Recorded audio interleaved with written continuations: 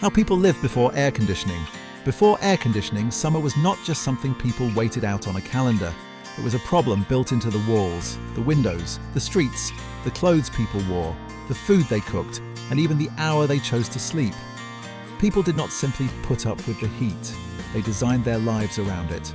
Long before cold air poured from a metal vent, human beings were already learning how to pull comfort from shade, wind, water, and darkness. The story begins thousands of years before electricity in parts of the world where heat was not a small inconvenience. It shaped how cities rose, how homes were built, and how people moved through the day. In ancient Egypt, Mesopotamia, Persia, India, China, Greece, and Rome, people came to understand one basic truth. If the air itself could not be cooled by a machine, then everything around the human body had to be arranged more carefully. The earliest cooling systems did not hum in windows or sit behind walls. They were built into the world itself. They were thick walls, shaded courtyards, high openings, damp fabrics, pools of water, carefully chosen building materials, and daily habits passed down from one generation to the next. In hot regions, people built with stone, mud brick, and plaster because those materials did not heat up instantly. They absorbed warmth slowly through the day, then released it later when the sun was gone. Homes were often wrapped around courtyards, giving families a pocket of shade and moving air at the center of the house. Windows were not placed wherever they looked nice. They were positioned with purpose, meant to catch a passing breeze or avoid the brutal glare of the afternoon sun. In Egypt, wet reeds or damp cloth could be hung across openings so that air passing through picked up moisture and felt cooler on the skin. It was simple, but it was clever. It was not air conditioning, but it worked with the same natural idea behind evaporative cooling. In Persia, one of the most extraordinary early solutions appeared: the wind catcher, or badger. These towers rose above rooftops and guided moving air down into the rooms below. Some were connected to underground water channels, so the air could pass over cooler surfaces before entering the living space. These were not decorative fantasies or ancient curiosities. They were practical machines made out of architecture. As cities expanded, different cultures found their own quiet ways to fight the heat. In the Middle East and North Africa, narrow streets were not only the result of crowded neighborhoods, they were shade makers. Tall buildings stood close together, keeping direct sunlight away from the ground for much of the day. Walking through those streets could feel completely different from stepping into an open square under the full sun. Wooden lattice screens, beautiful enough to look like decoration, also served a practical purpose. They softened the light, protected privacy, and allowed air to pass through without letting the house fill with harsh glare. In ancient Rome, the wealthy turned water into part of the cooling experience. Courtyards, fountains, shaded gardens, polished stone and marble surfaces helped create rooms and outdoor spaces that felt calmer and cooler than the crowded streets beyond them. For Roman elites, cold itself could become a luxury. Snow and ice were brought down from mountains to chill drinks and desserts, turning relief from heat into a sign of status. But for ordinary people, cooling was much simpler and much more physical.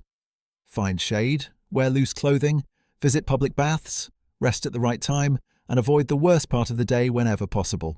In India, buildings answered heat with verandas, courtyards, deep roof overhangs, high ceilings, and shaded transitional spaces between indoors and outdoors. Stepwells descended deep into the ground, where stone, darkness, and groundwater created cooler air below the surface. These were not just places to collect water. They were also places where the earth itself helped soften the heat. In China, hand fans became both practical tools and objects of beauty. A fan could move air across the skin, speed up evaporation, and offer a small but immediate kind of relief when the room around you refused to cool down. Across the world, the same pattern kept appearing in different forms. People did not expect a room to feel the same at noon as it did at midnight. They moved with the heat instead of pretending it was not there. They opened windows after sunset. They closed shutters before the sun climbed too high. They slept in breezier corners of the house. They cooked at different times. They shifted work, rest, meals, and gatherings around the rhythm of the day. A home was not a sealed box. It was a living machine, changing with the light from morning to afternoon to night. The great turning point came when cities became hotter, denser, and more industrial. During the 1800s and early 1900s, millions of people moved into brick apartment blocks, factory towns, and fast-growing urban neighborhoods. The old cooling tricks still mattered, but now they were under more pressure than ever. Streets were paved, buildings stood shoulder to shoulder, factories burned coal. Crowded tenements trapped heat in walls and stairwells. Summer nights in the city could feel thick, smoky, and almost airless, as if the day's heat had nowhere left to escape. Before modern air conditioning, people fought back with every method they could find. Homes in warm climates were often built with high ceilings because hot air rises, leaving the lower part of a room just a little more bearable. Transom windows above doors allowed air to drift from room to room, even when the doors were shut. Awnings shaded windows before sunlight could hit the glass and turn rooms into ovens. Shutters blocked heat during the brightest hours, then opened again in the evening when the outdoor air finally began to cool. In the American South, the porch became much more than a pleasant place to sit. It was part of the cooling system of the house. A deep front porch shaded the wall behind it, protected windows from direct sun, and gave families a place to sit when the inside of the home became too warm to enjoy. Sleeping porches became popular too, screened outdoor rooms where people could spend the night in moving air without being attacked by mosquitoes. In crowded cities, people sometimes slept on rooftops, fire escapes, balconies, or in parks during severe heat waves. When the indoor air became unbearable, the outside world became the bedroom. Then came mechanical help. Electric fans began appearing in the late 1800s and early 1900s, and they changed the feeling of summer indoors. A fan did not actually lower the temperature of a room, but it made the body feel cooler by moving air across sweat and helping it evaporate faster. That difference mattered more than it sounds. Ice also became a major industry. Blocks cut from frozen lakes or later manufactured in ice plants were delivered to homes and stored in ice boxes. The icebox was meant to keep food from spoiling, but the ice trade also changed how people imagined comfort. Coldness became something that could be delivered, stored, bought, and brought into the home. By the time air conditioning began to spread, the world before it had already created a complete design language for surviving heat. Many older homes look the way they do because they were built for airflow before they were built for sealed comfort. Tall windows were not just elegant, they allowed warm air to escape. Cross-ventilation was not a design extra, it was a form of planning. Rooms were often arranged so air could enter from one side of the house and leave through another, carrying some of the heat with it. Ceiling fans became so important because they worked with the body instead of trying to overpower the entire climate. They pushed air downward, stirred up the warm layer around the skin, and made a room feel more comfortable without actually chilling it. Light-colored walls and roofs helped reflect sunlight instead of absorbing it. Thick curtains and blinds blocked heat before it filled the room. Exterior awnings worked even better because they stopped sunlight before it reached the glass in the first place. Daily life also moved to a different rhythm.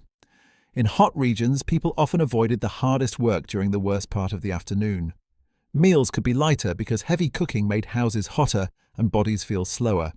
Kitchens were sometimes separated from the main house, so the heat from stoves and fires would not flood bedrooms and sitting rooms. Clothing was looser, often made from cotton, linen, or other breathable fabrics that allowed air to move and sweat to dry. People chose shade with the same seriousness that modern people choose a thermostat setting. This is why older neighborhoods can feel so different from modern suburbs. Before air conditioning, buildings had to cooperate with the climate around them. They faced certain directions. They used trees as living shade machines. They included porches, courtyards, shutters, vents, and windows that opened wide. The shape of the house mattered because the house itself had to help. After air conditioning became common, many buildings slowly turned into sealed boxes. Comfort moved out of architecture and into machinery.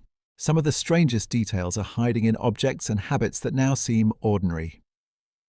The front porch was partly a climate tool. The summer kitchen was designed to keep heat away from the main house. The high ceiling was a thermal trick hiding in plain sight. Even the simple habit of sitting outside in the evening was shaped by indoor heat. In many places, people did not gather outdoors just because it felt charming or old-fashioned. They gathered there because the house had stored the day's warmth like a brick oven. Before air conditioning, people lived in a constant negotiation with heat. They built thick walls, shaded streets, courtyards, porches, wind towers, screened rooms, and houses that breathed through every opening. They slept where the air moved, cooked where the heat could escape, and planned the day around the sun's slow path across the sky. Modern air conditioning did not simply cool rooms. It changed the structure of daily life. The cold air from a vent replaced thousands of years of architectural survival.